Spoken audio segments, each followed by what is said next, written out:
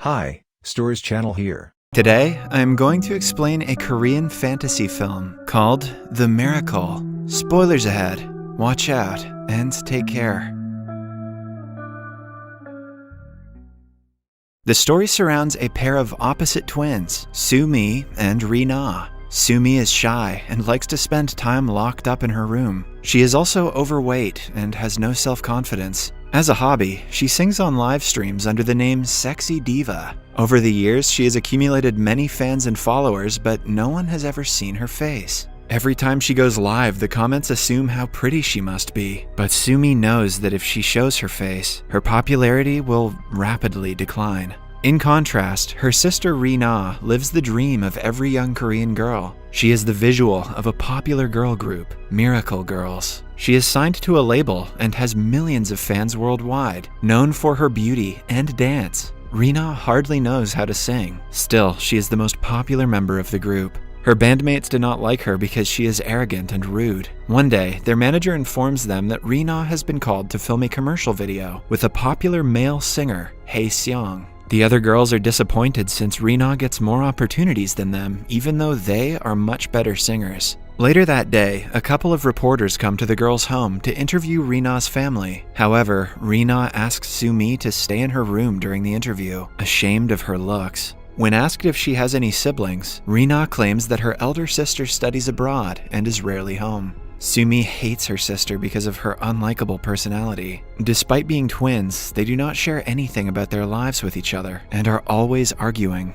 One thing that Soo-mi despises more than her sister is her school. Her classmates bully her so much that she always keeps account of the days left to graduate. Unfortunately for her, the group of bullies also has a popular guy named Gyo-seok, who she is madly in love with. Last year, around the same time, Soo-mi had decided to confess her feelings to Gyo-seok and bought him a gift, but the bullies caught her with it and read the love letter out loud. Soo-mi still hasn't gotten over the embarrassment of being rejected in front of everyone, but her feelings for Gyo-seok haven't changed. Somewhere else, Ri-na goes to the set of the commercial and meets a fellow idol, Hae-seong. He is even more arrogant than Ri-na and likes to think of himself as a musician more than an entertainer. Knowing that Ri-na is only famous for her looks, he is extremely rude to her. Ri-na acts as the director asks her to, but to Hae-seong, the concept of the commercial sounds dumb. He refuses to take part in it and leaves his manager to do the damage control. Because of his pickiness, Ri-na is also removed from the commercial. She returns home crying and cursing at him. Meanwhile, Soo-mi is hanging out in their front yard with their family dog. When she isn't looking, it runs outside the house and disappears. Soo-mi spends the entire day looking for it and finds an older woman unconscious on the ground. She takes it upon herself to carry the poor woman to her house. Impressed by her kindness, the woman brings her inside and reveals that she is a tarot reader. On being asked to pick a tarot card, Soo-mi chooses the rarest one of them all. According to the woman, it is supposed to grant her a wish. Although skeptical, Soo-mi thinks of exchanging lives with her sister. But then she changes her mind and asks for the ability to never gain weight. The woman gives her a necklace as a present before seeing her off. While returning home with her dog, Soo-mi suddenly passes out. At the same time, Ri-na, who is in the middle of a dance rehearsal, also falls unconscious. When the sisters wake up, they are by each other's beds in a hospital. Strangely enough, their mother calls them by different names. Confused, they look at each other and are shocked to see that they have somehow exchanged their bodies. They immediately run outside and hit their heads with a rock, trying to switch back, but the stupid idea doesn't work. While brainstorming other plans, Soo-mi's eyes land upon the necklace the tarot reader gave her earlier. She remembers that she had subconsciously asked to exchange lives with her sister and rushes to the lady's house. On reaching the place, they find out that the lady has gone on a vacation and won't return for a month. The news is devastating for both sisters, who will now have to live as the person they hate the most for the next month. To adjust to their new lives, they tell each other the do's and don'ts of their day-to-day life. Soo-mi is asked to be rude to everyone, eat less, and practice the dance that their girl group has been rehearsing. But Ri-na only has to exist and be quiet to be like her sister. The following day, they wear each other's clothes, exchange phones, and get ready for the day. Rina goes to school, eating a box of snacks she would have never eaten in her previous body. She is not worried about being switched, and considers it as a free 1-month vacation from her usually busy lifestyle. That is, until a group of bullies stops her. Gyo-seok snatches the box and makes fun of her for liking him. Rina wants to teach them all a lesson, but remembers that Sumi would never do something like that, and keeps quiet.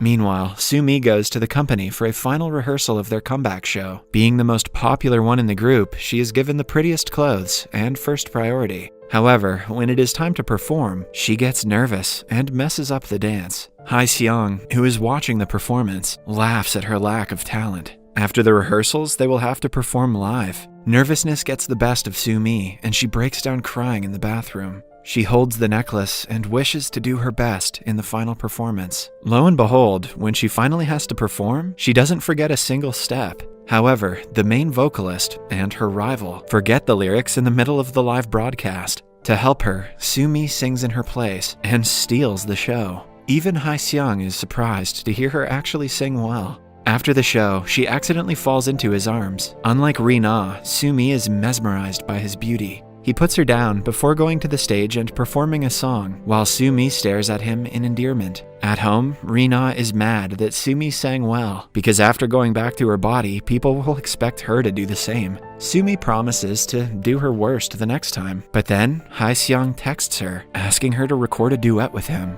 Rina remembers him being arrogant the last time, and wants Sumi to do her best and teach him a lesson. At school, Rina discovers Sumi's journal and reads it. She soon finds out what her sister goes through on a daily basis due to the bullies. The next time she bumps into them, she makes sure to insult one of the girl's makeup. When the girl tries to slap her, Rina restricts her hand, surprising everyone. Gyo-seok comes forward to humiliate her for liking him for the 100th time, but Rina, in turn, calls him ugly and walks away. He is left stunned by the sudden personality change, and even finds it attractive. Humans are so weird. At the same time, in the company, Hae-seong texts Sumi to come to the rooftop. He apologizes for being rude to her during the commercial, and discusses what song they should duet. They seem to have similar taste in music, which makes it easier to choose. In the end, Hae-seong pulls her into an embrace, asking her out on a date. In the following scene, the couple is in the studio, mixing and recording the song. While listening to the end result, they end up kissing. At home, the sisters sit down to talk about their day. Since both of them did things the other one wouldn't approve of, they lie to each other. Rina is distressed that they still have 15 days to switch their bodies, but Sumi has started falling in love with Hae-seong and doesn't feel like changing. Before going to sleep, she wishes that the tarot reader never comes back from vacation. Starting the next day, she meets Hae-seong on the rooftop every chance she gets. She enjoys the little time they have together to the fullest. Meanwhile, Rina continues reading Sumi's journal. A flashback shows us that Sumi had gone for several musical show auditions. She was recognized for her talent, but only during blind auditions. Many directors would bluntly call her names and dismiss her talent because of her looks. This makes Rina realize how unfair the world is to the so-called ugly people. Her classmates, who usually bully her, are dancing to her song during recess. When Rina laughs at them, they challenge her to do the same. She surprises everyone by performing better than all of them. Gyo-seok starts looking at her differently after the incident. The next day, Sumi is using Hae-seong's computer when she finds out that he watches her singing live streams. It gives her hope that he might like her, even when she goes back to her normal body. At the same time, Rina is going through Sumi's computer. She finds the Sexy Diva livestream channel and accidentally starts a stream with her face in front of the webcam. Several comments flood in, making fun of her looks, and she loses many of her subscribers. At night, Sumi cries herself to sleep, wishing to the necklace that everyone forgets about the livestream. The following morning, the livestream is gone, and no one is talking about it, almost as if it never existed. Even Rina doesn't remember going live. Sumi figures out that the necklace is not ordinary. It has been granting all of her wishes until now. Throughout the day, she tests the power of the necklace, and the wish comes true every time. But she also realizes that every time she is granted a wish, someone in her life suffers the consequences. Like when she asks for the food of her choice, Hae-seong's new song is accused of plagiarism. How the hell did she connect the dots on that one? Similarly, when he messes up a live performance, she wishes for him to pick it right up. The wish is granted, but a crew member is severely injured as a result. The next day, Gyeosyeok locks himself in a studio, saddened by the plagiarism scandal. Soo-mi goes to meet him, and the two finish recording their duet song together. In the following scene, Rina is excited because the 30 days are finally over. The sisters go to the tarot reader's house but see that she still has not returned. Soo-mi thinks that it's because she once unknowingly wished for her never to return. She yet again makes a wish, this time for the reader to be back soon.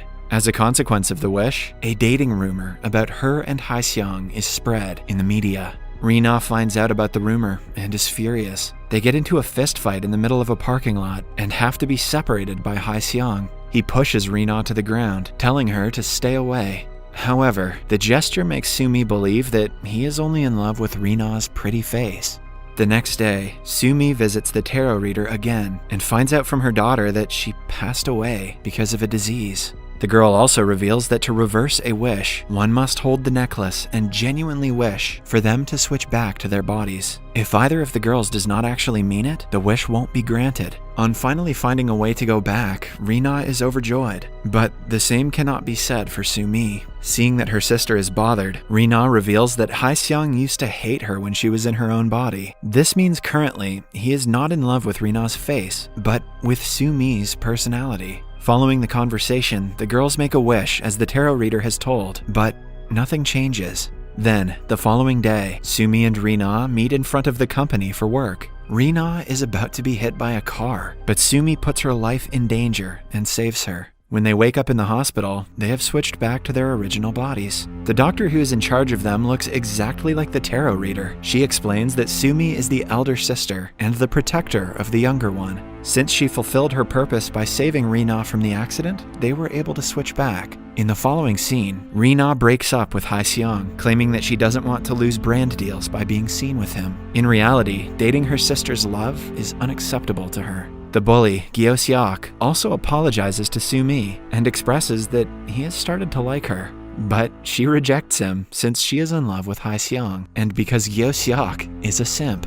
A few weeks later, Hae-seong organizes a musical audition. Rina brings the forms to Soo-mi, encouraging her to participate. Soo-mi gathers enough courage to go to the audition, mostly because she wants to look at Hae-seong one more time. She sings the song they duetted together and impresses everyone. In the last scene, we see Soo-mi and Hae-seong recording a song together, indicating that she got selected in the audition. Note that we never heard about the Sexy Diva livestream again, so I'd say the moral of this story is to ignore toxic internet comments. Subscribe for more videos like this, turn on the notifications, and leave a like to help the channel out. Thank you for watching.